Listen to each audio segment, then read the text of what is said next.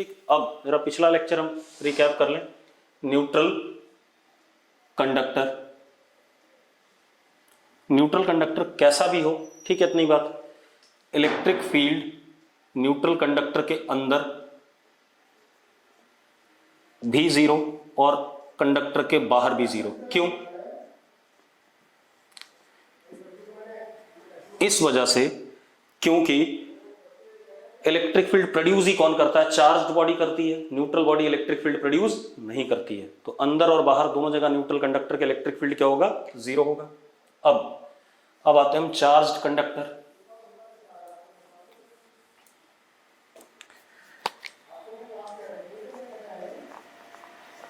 Charged conductor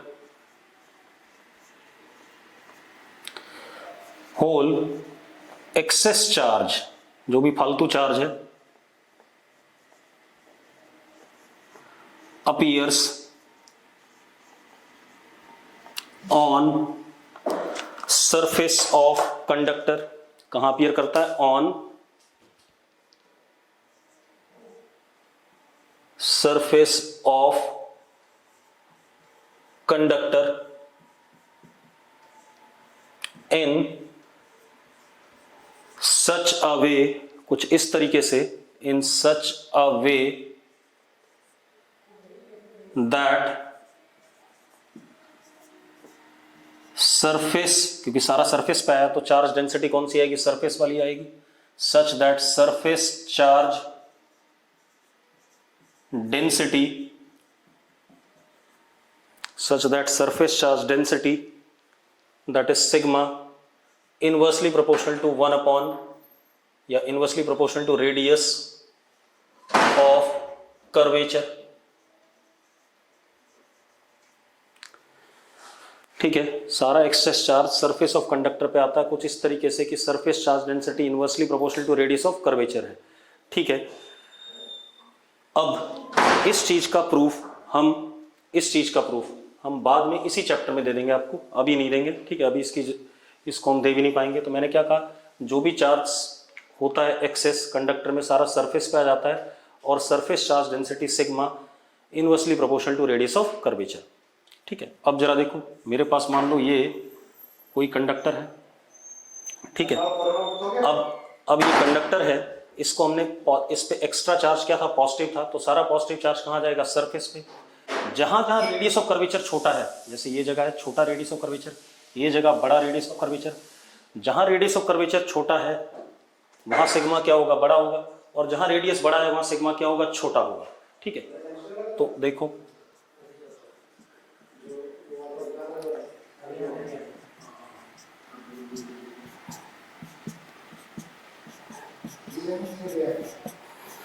इस type से। ठीक है, सारा एक्सेस चार्ज सरफेस पे आ गया, जहां रेडियस छोटा है वहां पर चार्ज डेंसिटी ज्यादा, और जहां पर रेडियस बड़ा है वहां चार्ज डेंसिटी कम। अब ये कुछ इस तरीके से आएगा, whole charge appearing on surface of conductor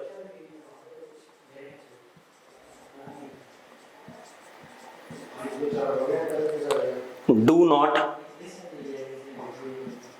produce any electric field inside conductor।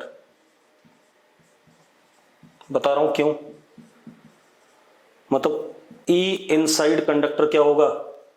Zero. अब क्यों होगा वो समझ लो एक मिनट। अगर E अंदर जीरो नहीं है तो अंदर न्यूट्रल पार्ट, फ्री इलेक्ट्रॉन भी हैं, पॉजिटिव आयंस भी हैं। पॉजिटिव आयंस तो नहीं चल सकते क्योंकि वो फिक्स हैं, लेकिन जो फ्री इलेक्ट्रॉन्स है वो कहाँ आने लगेंगे? सरफेस पे आने लगेंगे। अगर मान लो अंदर यहां पर इलेक्ट्रिक फील्ड ऐसा है, नॉट इक्वल टू जीरो, तो यहां जो फ्री इलेक्ट्रॉन था उस पर फोर्स किधर लग जाएगा? पीछे की तरफ, और वो किधर आ जाएगा? सरफेस पे आना चाहेगा। ठीक है, इतनी बात। तो इलेक्ट्रिक और सरफेस पे आना चाहेगा।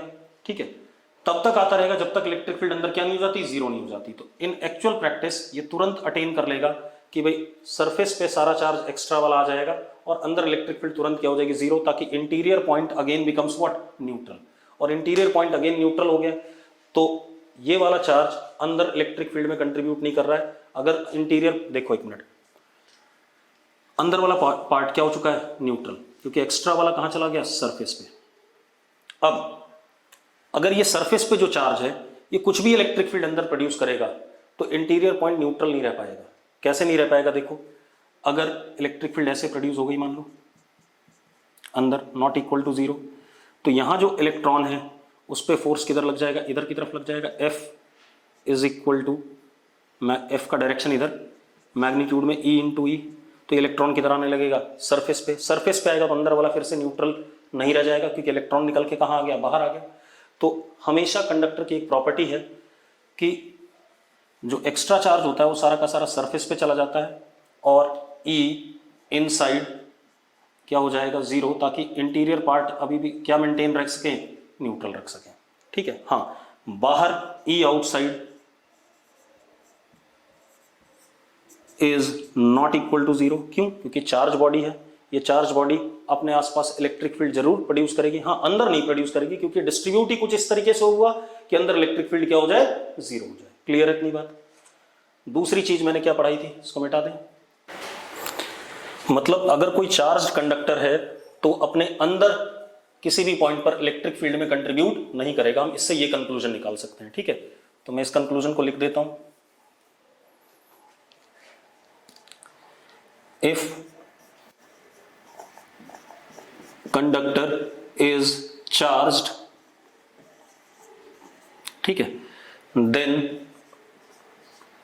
whole charge, में कई बार लिख चुका हूं, ध्यान रखना, whole charge appears on surface sigma inversely proportional to 1 upon radius of curvature such that E inside conductor at every point is 0 and E outside conductor not equal to 0, क्योंकि charge body है, बाहर तो electric field होगा कुछ ना कुछ। Clear है?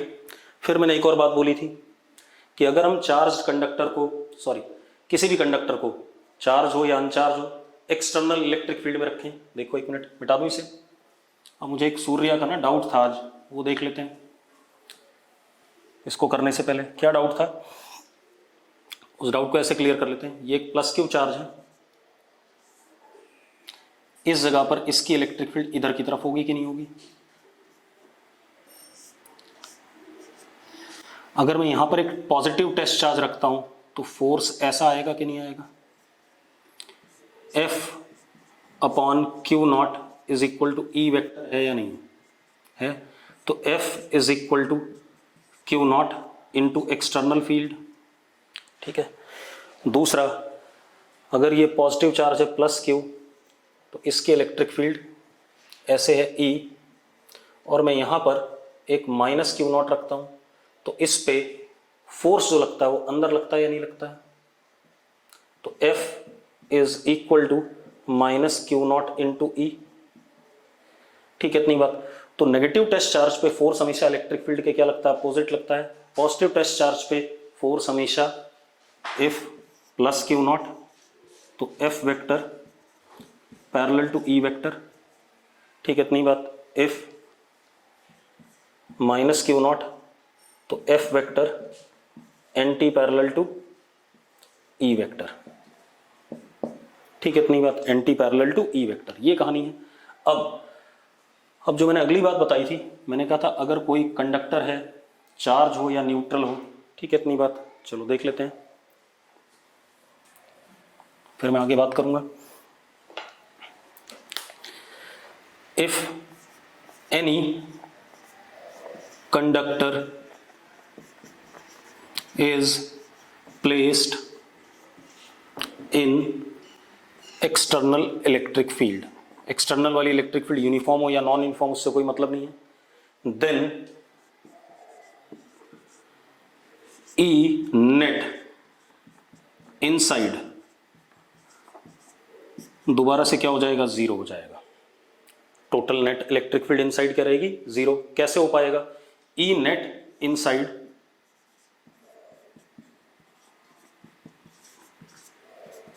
होगा किसके बराबर, एक्सटर्नल जो हमने लगाया है प्लस जो चार्जेस इंड्यूस हुए उन दोनों का vector sum.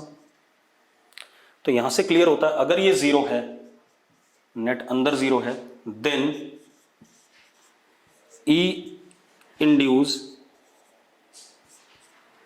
Anti parallel to E external as well as E induce का मैग्नीट्यूड ई एक्सटर्नल के मैग्नीट्यूड के बराबर at every point inside conductor के हर अंदर किसी भी पॉइंट पर इंड्यूस इलेक्ट्रिक फील्ड एक्सटर्नल के क्या होगी, एंटी पैरेलल होगी और मैग्नीट्यूड में एक्सटर्नल के बराबर होगी, तभी नेट इलेक्ट्रिक फील्ड अंदर क्या हो पाएगा, जीरो। ये कंडीशन आएगी। ठीक है, अब हम आगे स्टार्ट करते हैं। ठीक है, कल मैंने जो लास्ट डेरिवेशन करा था मैं उसको एक बार दोबारा करा देता हूं, उसके बाद आगे के डेरिवेशंस करते हैं। Electric field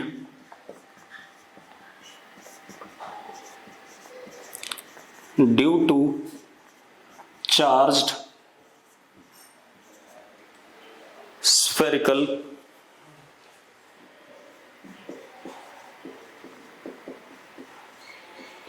conductor. अब इलेक्ट्रिक फील्ड बतानी है due to charged spherical conductor. ये हमारे पास क्या है, स्फेरिकल कंडक्टर है। ठीक है, इसको हमने चार्ज दिया, सपोज कितना चार्ज दिया, प्लस क्यू, रेडियस इसका आर। अब एक चीज देखो, स्फेयर है, स्फेयर का रेडियस ऑफ कर्वेचर हर जगह क्या है, सेम है। अगर रेडियस ऑफ कर्वेचर हर जगह सेम है तो सिग्मा क्या आएगा, कांस्टेंट आएगा, क्योंकि sigma is inversely proportional to what, radius of curvature. और हर जगह रेडियस क्या है, कर्वेचर रेडियस क्या आ रहा है, सेम है, इस वजह से सिग्मा क्या होगा, कांस्टेंट आ जाएगा, क्योंकि हर जगह रेडियस सेम है तो सिग्मा भी क्या रहेगा, सेम रहेगा। और सिग्मा की वैल्यू कितनी होगी, टोटल चार्ज, क्योंकि यूनिफॉर्म है तो total charge upon total surface area, ये आ गया, which is what, sigma is what, constant. Clear है इतनी बात। अब जरा देखो एक मिनट, ये सारा चार्ज सरफेस पे आ चुका है यूनिफॉर्मली, ये तो बात क्लियर हो गई। और हमने जो अभी पहले डिस्कस करा था कि कंडक्टर के सरफेस पे चार्ज कुछ इस तरीके से आता है कि at each and every point inside conductor electric field is zero. तो इलेक्ट्रिक फील्ड कंडक्टर के अंदर हर पॉइंट पे, मान लो सेंटर से आर दूरी पर, इलेक्ट्रिक फील्ड वेक्टर इनसाइड क्या होगा, जीरो के बराबर होगा। तो हम क्या कह सकते हैं, ई इनसाइड, या ऐसे लिख दें, E is equal to zero if R is less than capital R. अंदर आ गए सारे पॉइंट्स, इसमें इलेक्ट्रिक फील्ड क्या है, जीरो है। अब बाहर आ जाते हैं, बाहर किसी पॉइंट पर अगर हम बात करें, अगर हम बाहर किसी पॉइंट पर बात कर रहे हैं बेटा, तो ध्यान से देखो, क्योंकि यूनिफॉर्म डिस्ट्रीब्यूशन है सारा चार्ज। कैसा है डिस्ट्रीब्यूशन, यूनिफॉर्म। अगर डिस्ट्रीब्यूशन सारे चार्ज का यूनिफॉर्म है तो हम ये मान सकते हैं कि यूनिफॉर्मली स्फीयर के ऊपर डिस्ट्रीब्यूटेड है चार्ज। अगर स्फीयर के ऊपर यूनिफॉर्मली डिस्ट्रीब्यूटेड है तो इस सारे चार्ज का सेंटर कहाँ माना जा सकता है, सेंटर ऑफ स्फीयर। तो ये सारा चार्ज एक पॉइंट चार्ज जैसा अपीयर करेगा इस पॉइंट के लिए। ठीक है, इतनी बात। कहां पर अपीयर करेगा, at the centre of sphere. तो for are greater than equal to r, बेटा अब इक्वलिटी आप इधर जोड़ सकते हो या इधर जोड़ सकते हो क्योंकि डिसकंटिन्यूअस फंक्शन है। ठीक है, इतनी बात। तो for are greater than equal to R whole charge on surface of sphere symmetrically distributed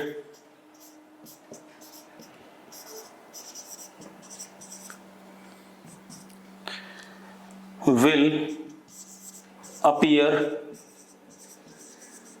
as point charge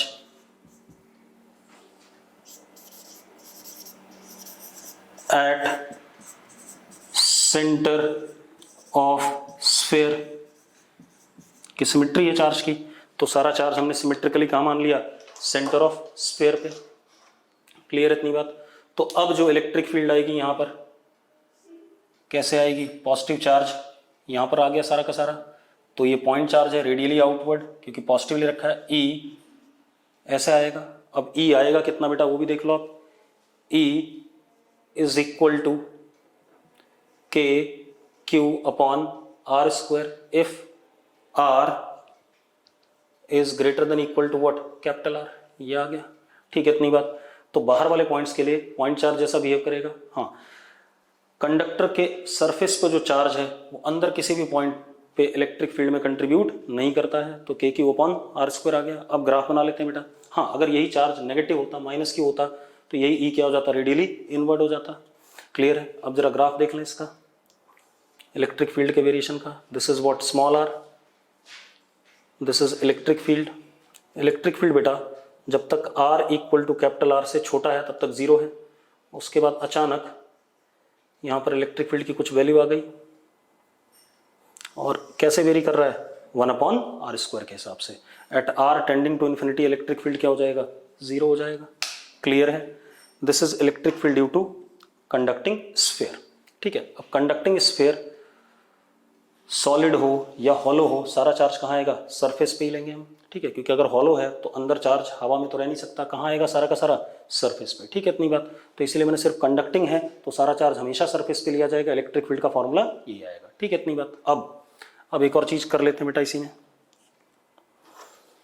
electric field due to charged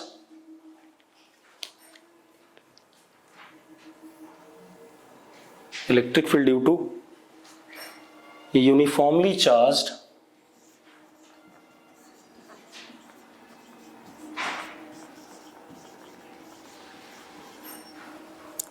non conducting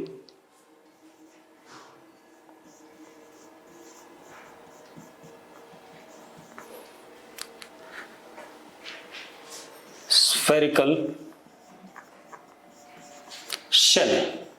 shell बेटा अंदर से खोखला। तो अगर अंदर से खोखला है तो सारा चार्ज कहाँ लेंगे हम, सरफेस पे अगेन।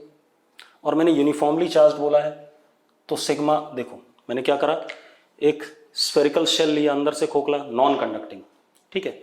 अब अंदर तो वैक्यूम है या एयर है, वहां पर चार्ज रह नहीं सकता है, तो जो भी चार्ज हमने दिया कहां पर दिया, इसके सरफेस पे।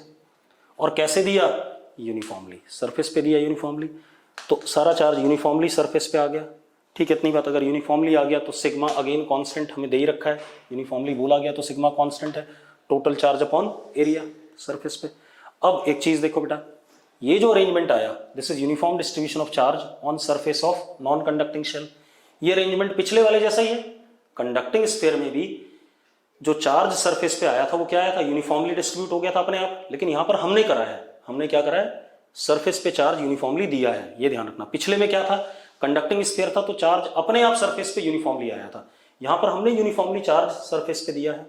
ठीक है, लेकिन अरेंजमेंट तो वही है, सरफेस पे यूनिफॉर्मली, इस केस में भी पिछले वाले में भी यूनिफॉर्मली सरफेस पे। तो अगर ऐसा है तो electric field inside conductor again क्या हो जाएगी, जीरो, पिछले वाले के हिसाब से। क्योंकि अगर यूनिफॉर्मली डिस्ट्रीब्यूटेड चार्ज है सरफेस पे स्फीयर के, तो अंदर इलेक्ट्रिक फील्ड क्या होती है, जीरो होती है, पक्का। ठीक है, मैं फिर से समझा देता हूं। कंडक्टर में सारा चार्ज यूनिफॉर्मली सरफेस पे था, अंदर इलेक्ट्रिक फील्ड क्या थी, जीरो। ये नॉन कंडक्टर है और चार्ज हमने सरफेस पे यूनिफॉर्मली दिया है, तो अरेंजमेंट तो वही है जो पिछला वाला है। अगर अरेंजमेंट वही है तो इलेक्ट्रिक फील्ड भी वही रहेगी पिछले वाली। तो electric field inside non conducting sphere eight every point is what, again zero. तो E जीरो है if R is less then R। अब किसी भी बाहर वाले पॉइंट के लिए सारा चार्ज सिमेट्रिकली हम कहां मान सकते हैं, कहां मान सकते हैं, eight the centre of sphere. Centre of sphere मान सकते हैं। तो इलेक्ट्रिक फील्ड की वैल्यू क्या आ जाएगी, KQ upon R square if R is greater than equal to capital R। Graph ये बन जाएगा, कोई इशू है इसमें।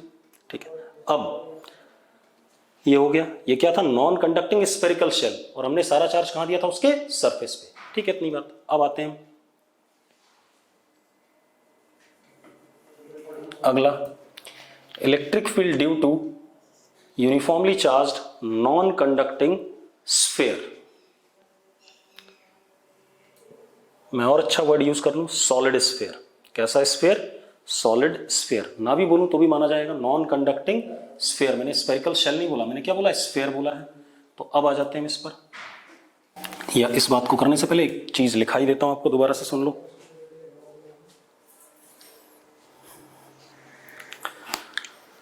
हमने एक बात तो तय कर ली कि कंडक्टर है तो जो चार्ज कंडक्टर के सरफेस पे आता है वो अंदर इलेक्ट्रिक फील्ड में कंट्रीब्यूट नहीं करता है, कंडक्टर के अंदर किसी पॉइंट पे इलेक्ट्रिक फील्ड में कंट्रीब्यूट नहीं करता है।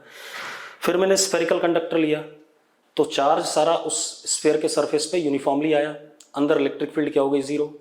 फिर मैंने एक नॉन कंडक्टिंग स्फीयर लिया और चार्ज सरफेस पे यूनिफॉर्मली मैंने दिया, ठीक है, तो वो कंडक्टिंग स्फीयर जैसे ही अरेंजमेंट बन गया तो अंदर इलेक्ट्रिक फील्ड क्या हो गई, जीरो हो गई। क्लियर इतनी बात? तो मैं क्या कह सकता हूं, for any non conducting spherical shell, पहले मैं इस बात को लिखाई दूं, for any non-conducting spherical shell uniform with uniform surface charge density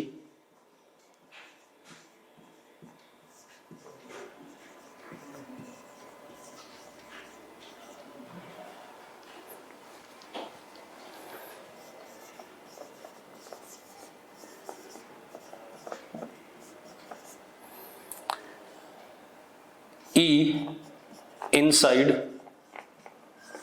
is equal to 0 और E आउटसाइड ये पॉइंट चार्ज जैसा बिहेव करता था,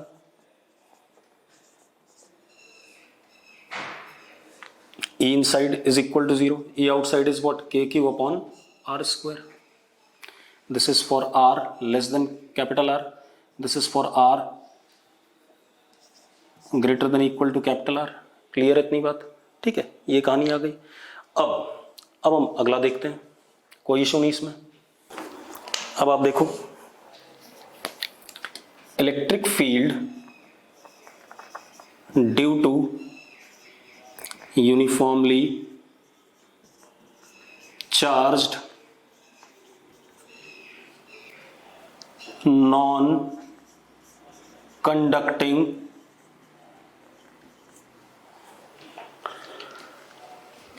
solid sphere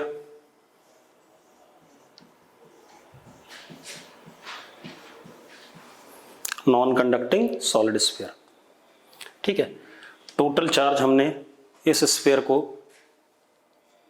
प्लस क्यू दे दिया, रेडियस आर, ठीक है। अब मेरी बात ध्यान सुनना,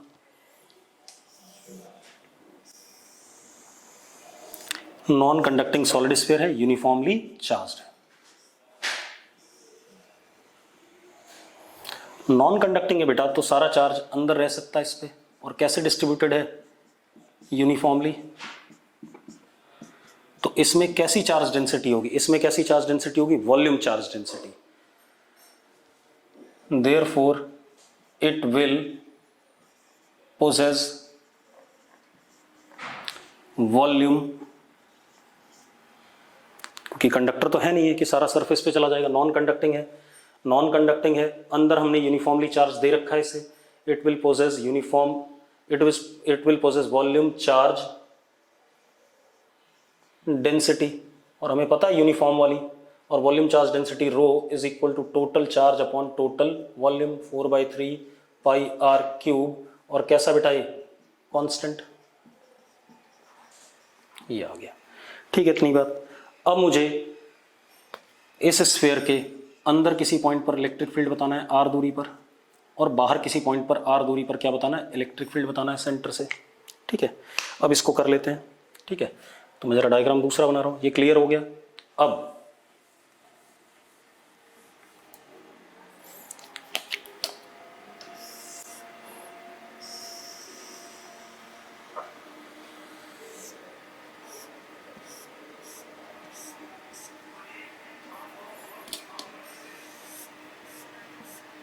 अब ये हमारे पास एक सॉलिड स्फीयर है,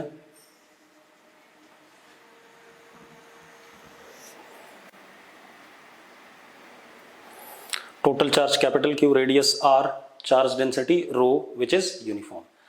अब मुझे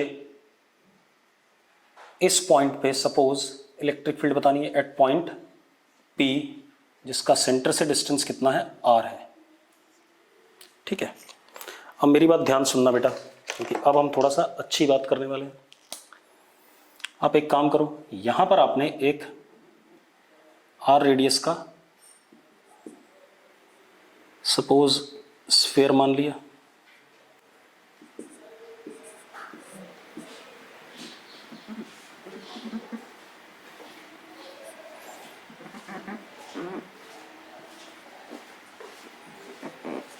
आपने स्फीयर मान लिया, ठीक है, इतनी बात। अब मेरी बात सुनो, इस आर रेडियस से बाहर एक स्फेरिकल शेल, क्योंकि सॉलिड स्फीयर किससे बनता है, बहुत सारे स्फेरिकल शेल से, ये एक स्फेरिकल शेल मान सकते हो आप।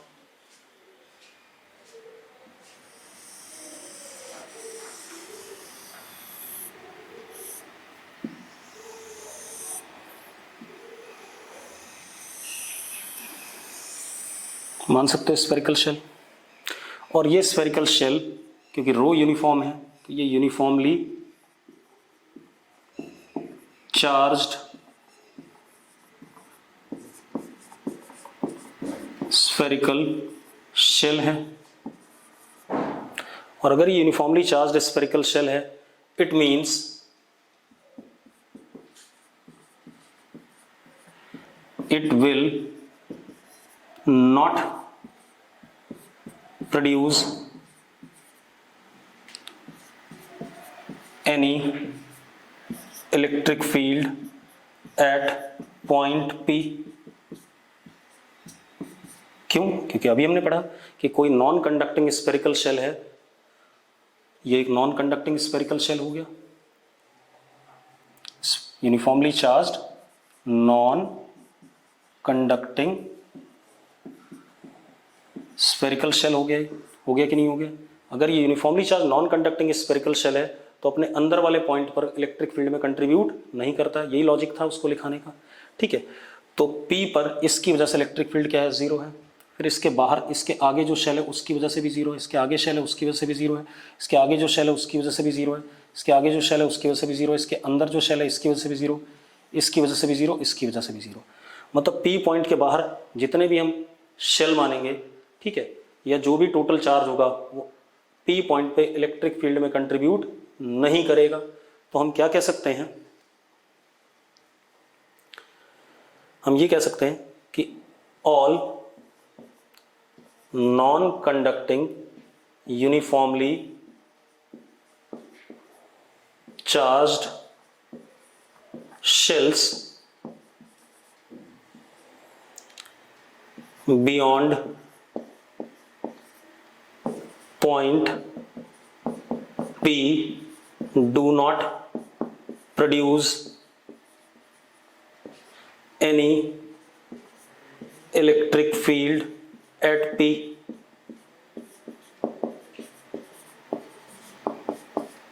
पक्का? ठीक है, कोई दिक्कत है इसमें, कोई इशू नहीं है, ठीक है, इतनी बात। अब ये कहानी आ गई। इसके बाद लेकिन जो अंदर शेल है, ठीक है, इतनी बात, ये तो कोई प्रोड्यूस नहीं करेंगे। मतलब हम ये भी कह सकते हैं यहां पर एक चीज कि charge outside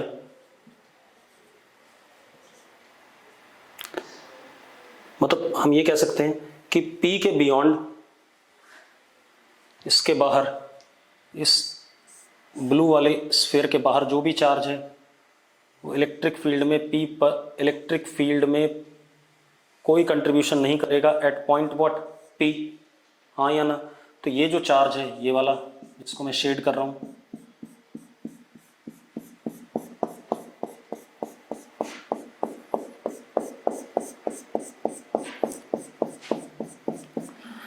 this charge do not contribute, मैंने कई तरीके से लिखा दिया, इन electric field at point P। चलो ये बात हो गई। अब हम एक काम और करते हैं, अगर मैं यहां अंदर कोई शेल लेता हूं बेटा,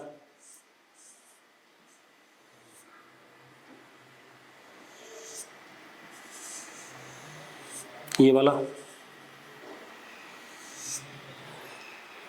ठीक है। तो ये शेल कैसा है, अगेन यूनिफॉर्मली चार्ज्ड है,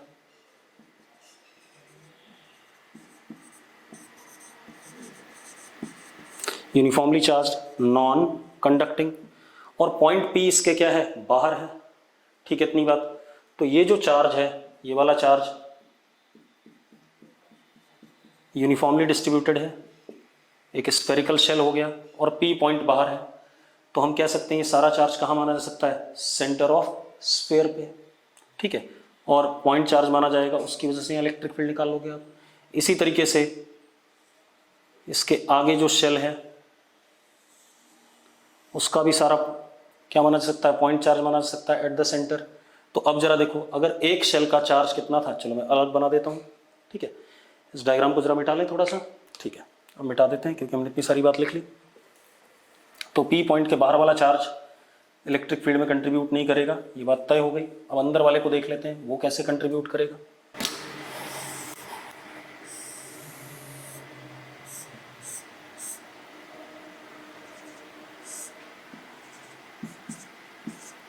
अब आप एक चीज देखो,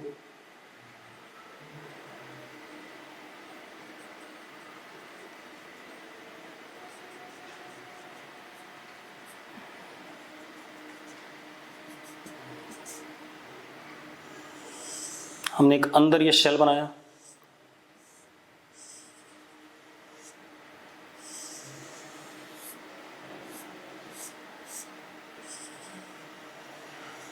इस पे चार्ज कितना, प्लस डी क्यू। ठीक है, अब जरा देखो, point P is outside uniformly charged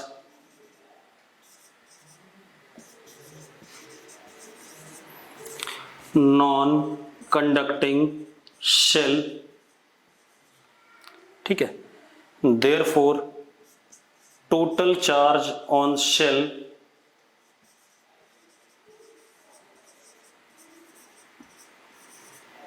ठीक है, इतनी बात, कैन बी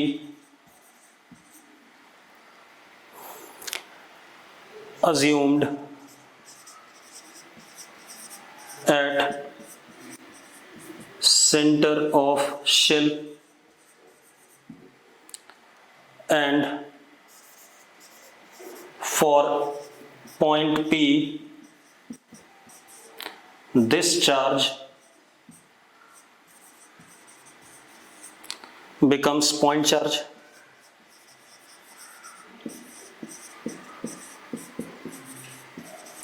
हाँ या ना, this charge becomes point charge. तो अब ये डी क्यू है सारा का सारा सेंटर पे, तो इसकी वजह से electric field E D E, क्योंकि डी क्यू है कितना, K D Q upon R square, distance यहाँ से यहाँ तक का आर है। ठीक है, इतनी बात। फिर अगले शेल की वजह से, उसकी वजह से भी डी इसी डायरेक्शन में आएगा, अगले शेल की वजह से भी सेम डी ऐसे ही आएगा, अगले शेल की वजह से भी ऐसे ही आएगा। कब तक, जब तक हम कहाँ तक नहीं पहुँच जाते, इस डैश डैश वाले शेल तक नहीं पहुँच जाते। तो जो टोटल इलेक्ट्रिक फील्ड आ रही है इस जगह पे, वो आ रहा है इंटीग्रेशन डी ई, और सारे डी सेम डायरेक्शन में आ रहे हैं। ठीक है, इतनी बात। तो E is equal to K D Q upon R square. K और आर क्या है, फिक्स हैं, बाहर आ गए। E is equal to K upon R square integration D Q. अब डी क्यू कौन सा चार्ज, ये वाला चार्ज जो इसके अंदर आ रहा है, क्योंकि इसके बाहर वाला तो इलेक्ट्रिक फील्ड में कंट्रीब्यूट नहीं कर रहा है। तो इसको मैंने लिख दिया क्या, K Q enclose upon what, R square. ये कौन सा चार्ज है, जो इस शेडेड पोर्शन के अंदर आया। अब इसको निकाल लेते हैं, क्यू इनक्लोज को। अब आप एक चीज देखो बेटा, हमारे पास वॉल्यूम चार्ज डेंसिटी, मतलब यूनिट वॉल्यूम का चार्ज डेंसिटी कितना है, रो है। तो इतने वॉल्यूम का चार्ज कितना होगा, रो टाइम्स मल्टीप्लाई कर दें इसे, पक्का। ठीक है, तो कर देते हैं बेटा। तो E इज इक्वल टू के rho into what, this volume जो शेडेड पोर्शन है, शेडेड पोर्शन का वॉल्यूम कितना, 4/3 pi are cube upon what, r square, पक्का। ठीक है, अब जरा देखो, के की वैल्यू डाल देता हूँ। तो E इज इक्वल टू रो, देखो आर स्क्वायर से ये कट गया, 4π/3r और यहाँ कितना 4πε0। बेटा 4π से 4π भी कट गया तो E comes out to be ρr/3ε0 if r is less than equal to capital R। ठीक है, इतनी बात। अगर R मतलब कोई भी अंदर वाला पॉइंट है तो उसके लिए electric field, volume charge density और distance from the centre upon 3ε0। Radially outward अगर पॉजिटिव चार्ज है, रेडियली आउटवर्ड अगर पॉजिटिव चार्ज है, ठीक है, और रेडियली इनवर्ड अगर यही चार्ज क्या होता, नेगेटिव होता। ठीक है, अब रो की वैल्यू डाल देते हैं ये वाली। यहाँ पर अगर हम रो की ये वाली वैल्यू डाल देते हैं बेटा तो E comes out to be, rho की ये वाली वैल्यू डाल दी बेटा हमने, क्या आ जाएगा K Q small r upon r cube, ये आ जाएगा। अगर आप ये वाली वैल्यू डालो ये आ जाएगा। ठीक है, if r is less than equal to capital R। ये तो हो गया अंदर वाले किसी पॉइंट के लिए। तो इलेक्ट्रिक फील्ड कितनी हो गई, दो तरीके से बता दी। एक तो मैंने किसमें, वॉल्यूम चार्ज डेंसिटी के टर्म में रो स्मॉल r अपॉन 3ε0, और एक मैंने कैसे क्यू के टर्म में, रो की वैल्यू क्यू के टर्म में डाल दी तो ये आ गया। ठीक है, at any point inside non conducting uniformly charge solid sphere. अब आ जाते हैं हम बाहर। अब अगर हम बाहर वाले पॉइंट पे आते हैं बेटा, ध्यान सुनना। तो आप एक चीज देखो, ये पॉइंट P है, point P is outside sphere. तो एक बात बताओ, जो सारे शेल बनेंगे वो सारे के सारे, उन सारे शेल्स के लिए ये पॉइंट क्या है, बाहर है, तो ये प्लस dq। ठीक है, तो इसकी वजह से जो इलेक्ट्रिक फील्ड यहाँ होगी, क्योंकि सारा dq कहाँ माना जाएगा, at centre as a point charge, तो इसकी वजह से जो इलेक्ट्रिक फील्ड होगी वो de ऐसे आ जाएगी। ठीक है, अगले शेल की वजह से भी d ऐसे ही आ जाएगा, अंदर वाले शेल की वजह से भी d ऐसे ही आ जाएगा, सबकी वजह से ऐसे ही आ जाएगा। ठीक है, इतनी बात। तो हम क्या कह सकते हैं, मैं सिर्फ रिजल्ट लिखा रहने दे रहा हूं।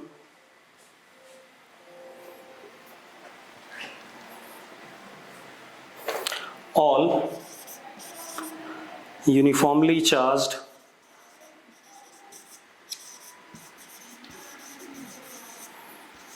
non-conducting shells are, या पॉइंट P हम ऐसे लिखें, point P is outside all uniformly charged non-conducting shells, therefore charge of shells can be assumed at center। ठीक है, इतनी बात। तो अब देखो भाई, DE is equal to K dq upon R square.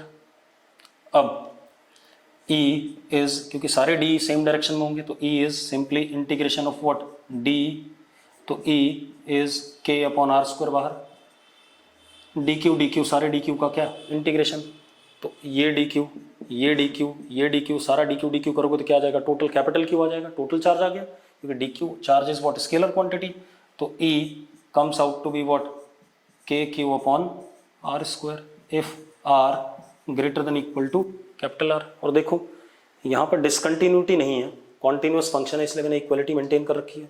आप देखो, अगर मैं R को कैपिटल R रखता हूँ तो kq upon capital R square, अगर मैं R को कैपिटल R रखता हूँ तो भी kq upon capital R square. तो दोनों जगह से, दोनों साइड से, लेफ्ट हैंड लिमिट और राइट हैंड लिमिट से रिजल्ट क्या आ रहा है, सेम आ रहा है। चलो अब जरा ग्राफ बना लें इसका। This is R, this is what, E। अब मजेदार बात देखो बेटा, शुरू में electric field is linear function of what, small r, तो स्ट्रेट लाइन बनेगा, बाकी ये सब तो constant K Q upon R cube. Straight line कब तक बनेगा बेटा ये? जब तक आर किसके बराबर नहीं हो जाता, कैपिटल आर के। उसके बाद 1/r² के हिसाब से वेरी कर रहा है इलेक्ट्रिक फील्ड, उसके बाद ग्राफ ये आ जाएगा। क्लियर है? और r equal to capital R, surface पे इलेक्ट्रिक फील्ड क्या हो जाएगा, K Q upon capital R square. Clear है? तो this is about what, electric field due to uniformly charge non conducting solid sphere. अब आगे बात करते हैं। अगला हमारे पास क्या आता है बेटा, देख लेते हैं। Electric field due to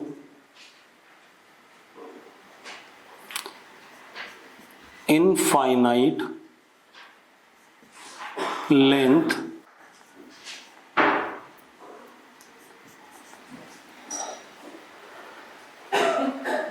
cylindrical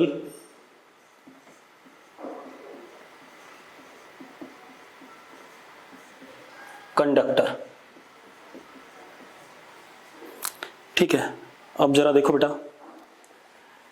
अगर मैं सिलेंडर ले लूं कोई, ठीक है, इतनी बात, मतलब ये सिलेंडर है, अब देखो ये आपको सिलेंडर दिख रहा है, ऊपर की तरफ इसकी लेंथ इन्फिनिटी तक, नीचे की तरफ भी इसकी लेंथ क्या, इन्फिनिटी तक। तो बेटा अगर ऐसे करके इन्फिनिटी जा रहा है तो कर्व्ड सरफेस एरिया ये जो होगा तो बहुत बड़ा हो जाएगा, और ये जो एरिया होगा ये नेग्लिजिबल आ जाएगा इसके कंपैरिजन में, क्योंकि मिलेगा ही नहीं आपको कभी भी। आप ऐसे देखो, ये आपके पास एक सिलेंडर है,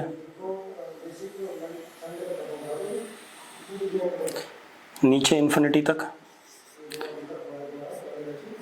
ऊपर इन्फिनिटी तक, और ये इसका क्या, axis of cylinder.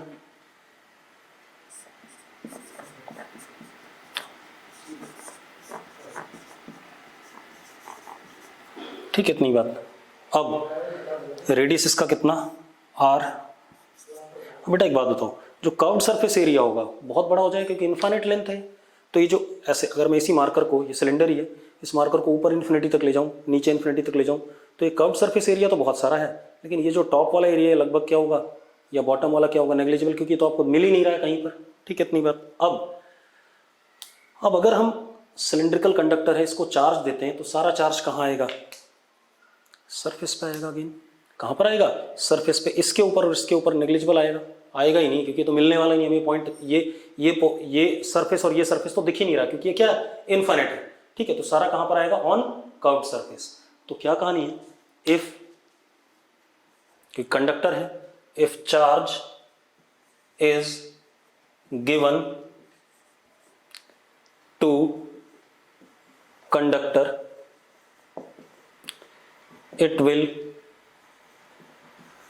appear on curved surface of conductor। कहाँ जाएगा सारा, curved surface of conductor. Clear है, it will appear on curved surface of conductor, और कर्व्ड सरफेस ऑफ कंडक्टर पे आएगा। अब एक बात तो, अगर सिलेंडर है तो इसके कर्व्ड सरफेस का रेडियस ऑफ कर्वेचर हर जगह क्या है, कैपिटल आर है। ठीक है, इतनी बात। Since radius of curvature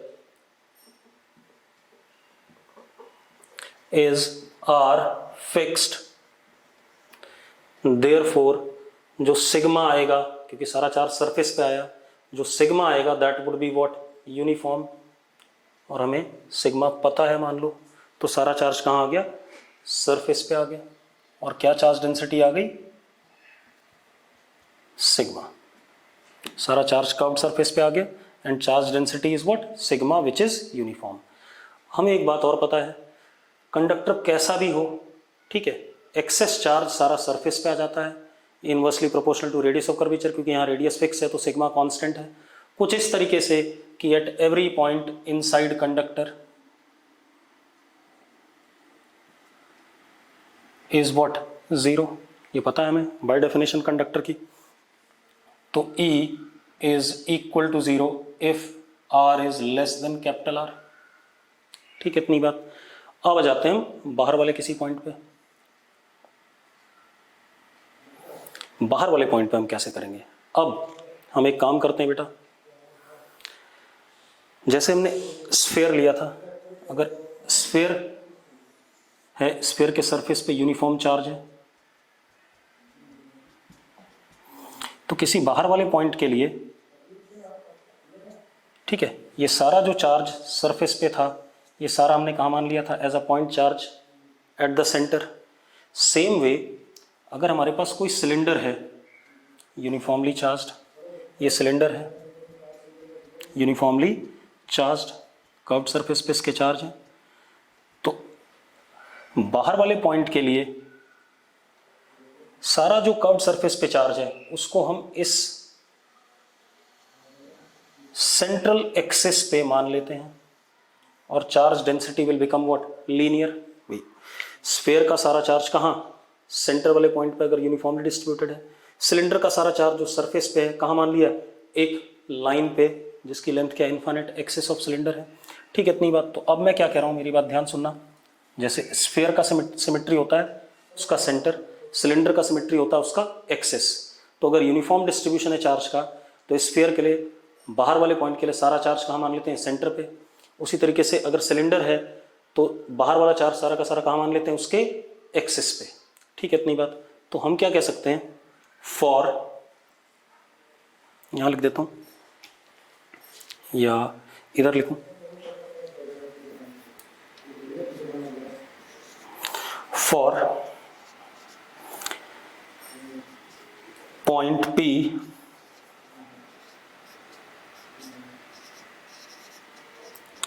outside cylinder,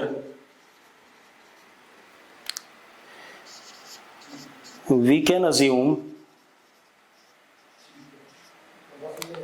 whole charge distributed uniformly on surface of cylinder as whole charge distributed on uniformly on surface of cylinder as charge uniformly distributed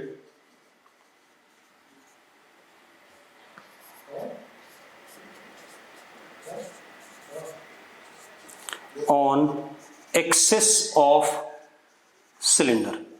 किस पे, ऑन एक्सिस ऑफ सिलेंडर। तो ये सारा charge कहाँ मान लिया हमने, axis पे। अब मेरी बात ध्यान सुनना बेटा, सारा हमने कहाँ मान लिया, एक्सिस पे। तो ये सिलेंडर था, इसका सारा चार्ज हमने किस पे डाल दिया, एक्सिस पे। और एक्सिस किस लेंथ, कितने लेंथ की है, इनफाइनाइट। मान लेते हैं चार्ज डेंसिटी इस पे कितनी आई, प्लस लेमडा।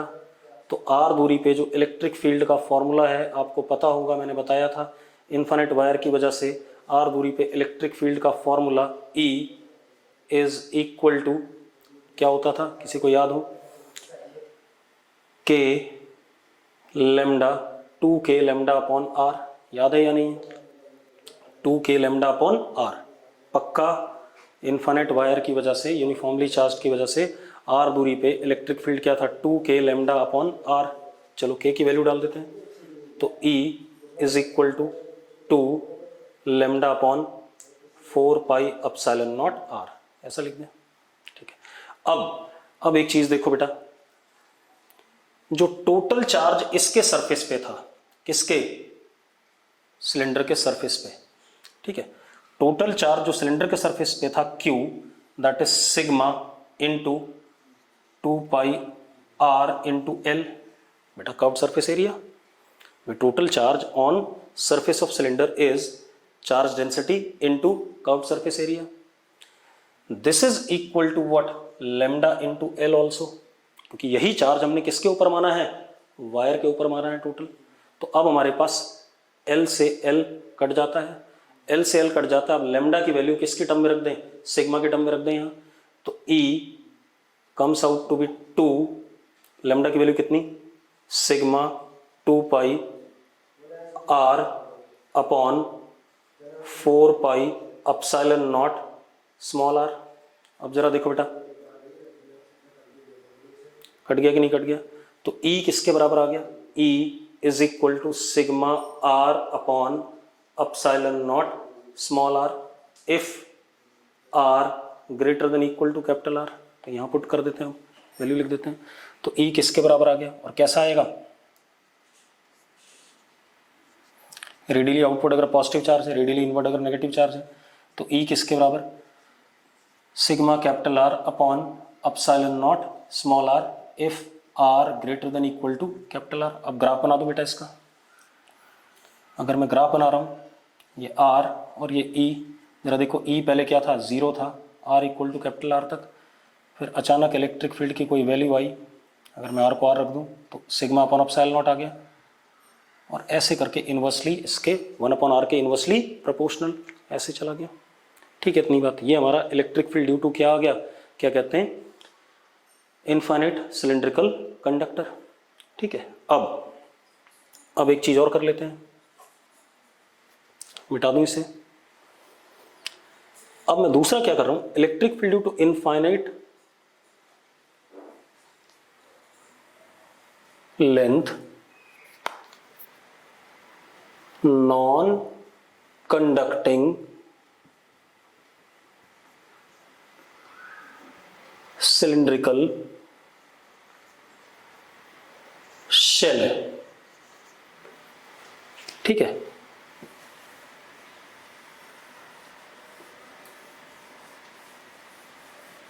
Uniformly charged.